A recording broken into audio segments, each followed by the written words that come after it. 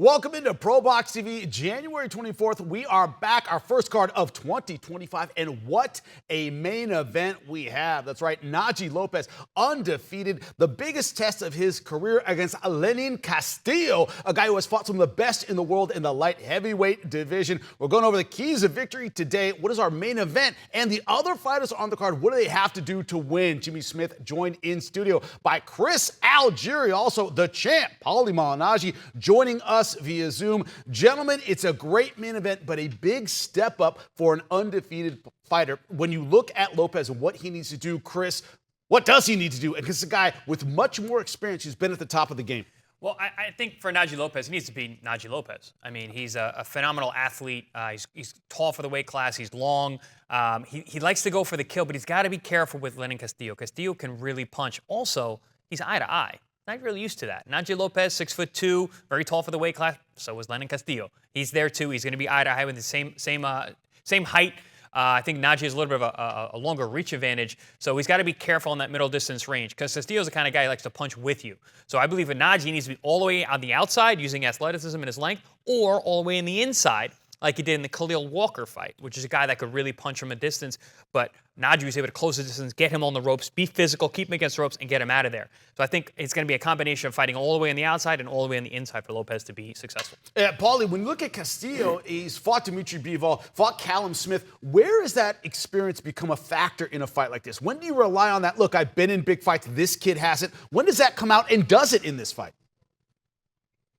In my opinion, the thing about the experience is it can work for you and it can work against you. Obviously, it will work for you in that you've got that confidence, you've been in there, you've even had some mild success against these kind of opposition. The negative side is he's come up short, and honestly, since the Callum Smith knockout, which was a devastating knockout, if anybody remembers it, he's 3-2, and against this level of opposition, the undefeated prospect, he's 0-2 in those 5 fights, So is he starting to go into that sort of journeyman role, maybe gatekeeper for a prospect role? I think it's very important for him to get off to a quick start. I think for his own mindset, for him not to fall into the hey, I'm becoming the opponent, I'm going to accept this kind of thing. I think we're going to get a look at how hungry Castillo is right from the go, because he's going to have a young, undefeated fighter in Naji Lopez in front of him, looking to impose himself right away. It's about grabbing the bull by the horns and taking control of the fight early. I think if you can put the young man on his heels, so to speak, from the get-go, maybe show him some negativity that, can be consistent and not just a flash knockdown that Naji has suffered in the past, maybe you can start to get in his head a little bit. But if you let Naji, who's an explosive young fighter, sort of get off on the front foot and sort of put you in that negative mode, it's sort of, you can start to see the negative mindset might start to flow back into Castillo's head, and he might start to accept that, hey, this is not going to be my night pretty soon. So I'm very curious to see. I think we're going to see very early on how hungry Castillo is to prove something in this fight, or if he's got anything left for that matter.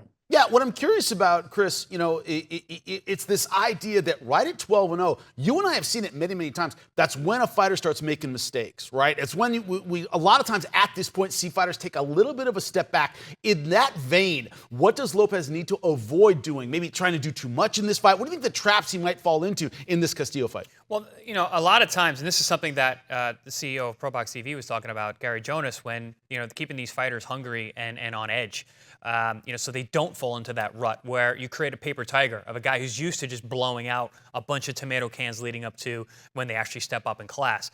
Naji's not that kind of guy. He's been stepping up. He's been fighting tough guys, been fighting dangerous guys.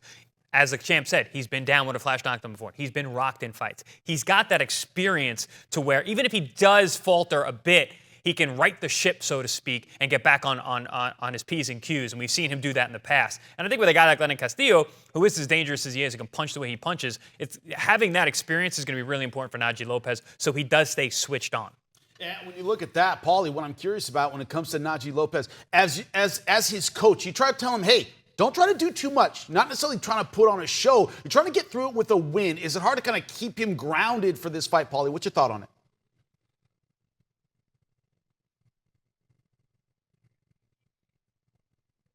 Realize that not only are your wins important, but they're going to be compared to the wins of your fellow prospects as well. Now, granted, Castillo, you can sort of, he's been in against higher level of opposition.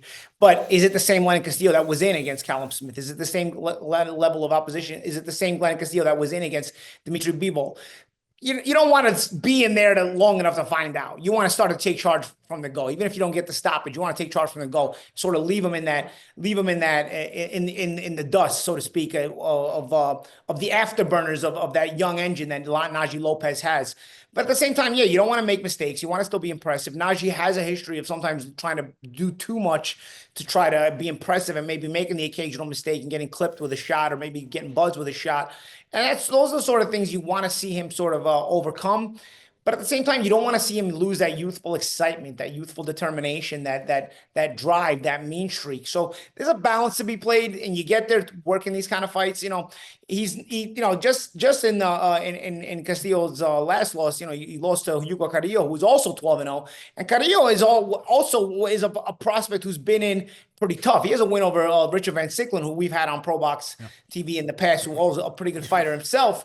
And we saw that because Carrillo sort of started taking charge in that fight, and I think that's what you don't want to try too hard to compare yourself against your fellow prospects to the point where you come undone in your own head.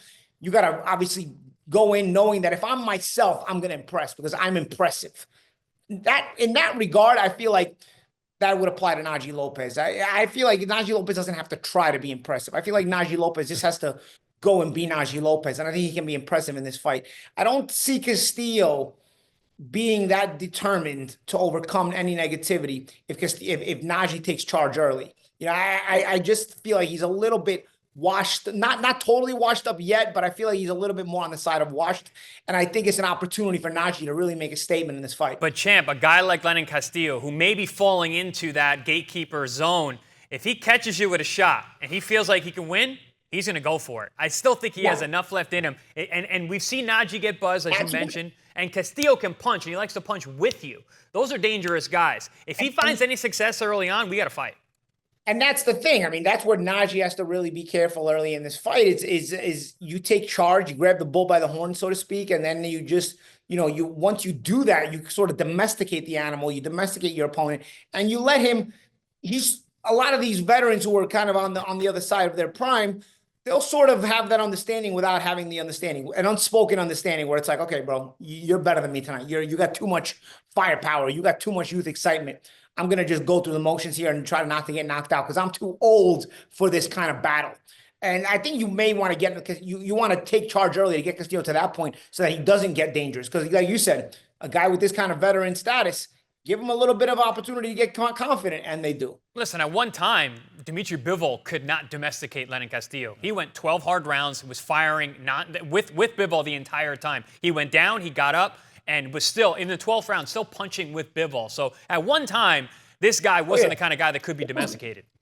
Yeah, you're explaining some of the reasons why Canelo chose Dimitri Bivol. They didn't choose him because he was searching for greatness. Had to throw that one in there. Always Paulie with the dig. But we move on to the co-main event. Jeremiah Milton taking on Keyshawn Davis. Now, when you look at this fight, Chris, you have called Jeremiah Milton's fights, right? 11-0, one of those prospect guys, up and down a little bit, but still great amateur, could be a great heavyweight. What do you think of his prospects in this fight against a big puncher? Very talented guy. There was a lot of talk about him when we had him on ESPN calling for the undercard there, but a little bit of a guy who gets in his own head.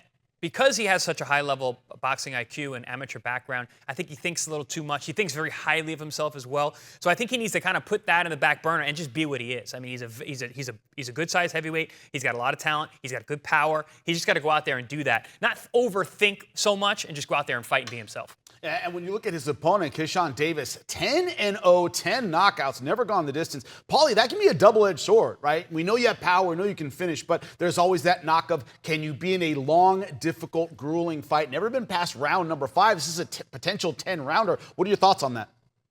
My thoughts are, and not only it can be a double-edged sword, it can be even more of a double-edged sword when you haven't really stepped up in those 10 fights. You're 10-0 and 10 knockouts. So do we even know if you can actually punch yet? I mean, with Jeremiah Milton, you're not only getting this step up in opposition, but you're actually getting a guy who mentally is on the same wavelength as you in that he feels like he's got a future. He's got an undefeated record. He's not just fighting because he knows how to fight and he's got a good record. He's fighting because he's chasing a goal. His goals are in front of him, just like your goals are in front of you. There's something to be said about fighters whose goals are in front of them, even as opposed to fighters who have good records, have the resume, but whose goals are now behind them and they're on the other side of it. The ones who are with the goals behind them and they're on the other side of it, they may still be good fighters, but there's a little bit of that mean streak. There's a little bit of that extra edge that's sort of been wiped away from them, brushed away from them, beaten out of them sometimes, even if they're still good fighters at times, and there may not even be shot. But when you've got a guy who's like you, it could be even more tricky because his energy is going to also be on that level. You know, a veteran, the energy maybe not as high. He's using his veteran tactics to try to outsmart you and try to make you look stupid and try to befuddle you. But an energy guy, a young guy who has that enthusiasm and the skill, now you're stepping up. I mean, for me, this is a big step up for him because Milton has fought better opposition and he's undefeated. Yeah, he may not have the 100% knockout record you got, but he's got a better level of opposition, meaning he's been hit and he knows, okay, I hit and I come back to hit. You haven't fought a guy like that yet. If you look at the opposition here, you know, he hasn't fought the level of opposition that Milton is, a guy who he may punch in the face and that guy may not go away. He's going to say, you know what? I'm here and I'm going to punch you back. This is a couple of levels step up here for what's the name the Keyshawn Davis. Yeah, definitely is. He's been on our air before, but as you said, Paulie, not against the kind of opposition he's going to face January 24th. Well, when it comes to Dirrell, blast Val Saint making his return to ProBox TV. When we interviewed him, antsy, full of energy, electricity, pumped, ready to go. But when he takes on Steven Daniel, my question for you, Chris, can that be a good thing or a bad thing? He's coming off a no contest. He's very disappointed in that. Could he try to maybe do too much, have a little too much energy? Do you try to get him to settle down? What's your thought? It can go one of two ways because he's fighting a guy with a lot of experience, right? So, and a guy with a lot of experience, he's going to expect the youthful energy from a guy like Blast. He's undefeated. You just said he's pumped. He's ready to go. Sometimes you kind of you're not crossing all your T's and dotting all your I's when you're that excited. When you're going 1,000 miles an hour, sometimes you miss some of those stop signs, and that could be trouble for when you're fighting a guy like Daniel who's got so much experience. Because that's what he's going to be looking for. He's not going to try and match Blast punch for punch. He's not going to try and match Blast for speed. He can't. So he's going to have to find his pockets. He's going to have to find those mistakes that maybe the overexcited, getting over his skis, so to speak, prospect is getting into, and look for those moments to capitalize on. But for Val Saint, he's just got to keep doing what he's been doing, man. He's so talented, so physically gifted. You and I were just talking off air about guys who are just physically gifted. They can just show up and they got something special. Blast is one of those guys. So as long as he stays composed within himself and utilizes those God-given talents that he has, it's going to be another Blast Val Saint fantastic performance. What I'm curious about, Paulie, last time out against Angel Ruiz, we know that was a headbutt, ended up getting stopped in round number 4, ended up being a no contest, but he started making adjustments in round 3 and 4. There was a bit of a feel out in rounds 1 and 2 against a very aggressive guy who was throwing big punches. What did you like from Val Saint in that fight that you can bring into this fight January 24th? I like that he didn't panic when Ruiz kept upping the pressure. You know, you could see Ruiz was trying to make Val Saint come undone by upping the pressure and trying to, which can sometimes give you the feeling like your effective boxing is not as effective as it looks because you're sort of under duress. I like the fact that Val Saint didn't buy that into that illusion, and despite Ruiz's continuous aggression, he stayed with his disciplined boxing. He stayed with his sharp boxing. He stayed with his flashy boxing. He stayed with his impressive boxing. The only disappointment is, had that fight gone more rounds, because we haven't seen Val Saint in an extended tough fight. You know, this was the one we were going to see if it has an extended tough fight. And sometimes what happens in these extended tough fights is we see, can you maintain that? Or do you start to come undone? Does that pressure, because the other guy's banking on pressure. The other guy's banking on slowing you down at 3/4 of the point of the way of the fight to the end of the fight, right? He starts hoping that, you know, he's banking on, despite that you're more effective, he knows you're better. If he can continue to stay in your face and pressure, you may come down a couple of notches and then you're touchable and you're hittable and you're even hurtable. You know, we've seen sometimes some prospects get knocked off that way in fights that they were, you know, maybe winning early on. We would have seen, because Val Saint has been terrific. He's been very, very impressive throughout his career so far on ProBox TV. But there we would have seen, in true essence, if Val Saint's skills, if Val Saint's, if Val Saint's impressive boxing, is it just front runner stuff, or can he hold that up against intense pressure, against borderline world-class pressure, because Ruiz is a good fighter, man. Ruiz is a good fighter himself. I actually would love to see that, have a chance to see that rematch at some point this year. Well, it's going to be a great card, January 24th. That's right, we kickstart things here, 2025 here on ProBox TV. Find out January 24th why millions of boxing fans are watching right here on ProBox TV. It's going to be a great card. Don't miss it.